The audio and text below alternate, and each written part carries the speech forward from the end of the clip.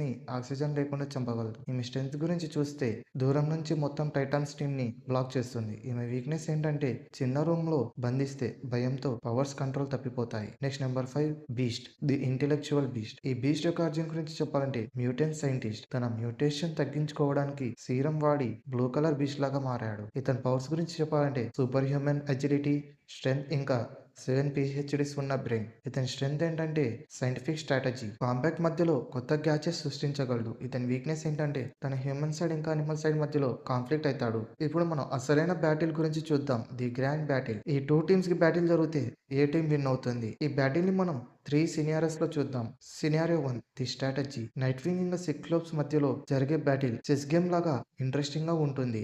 Night wing acrobatic moves తో తప్పించుకుంటాడు, కానీ సిక్లోప్స్ team coordination military లెవెల్లో ఉంటుంది. ఇక్కడ ఎక్స్మెన్ కి కొంచెం ఎడ్జ్ ఉంది. Next scenario 2, the magic versus telepathy. Raven versus Jean Grey. Jean Raven mind ని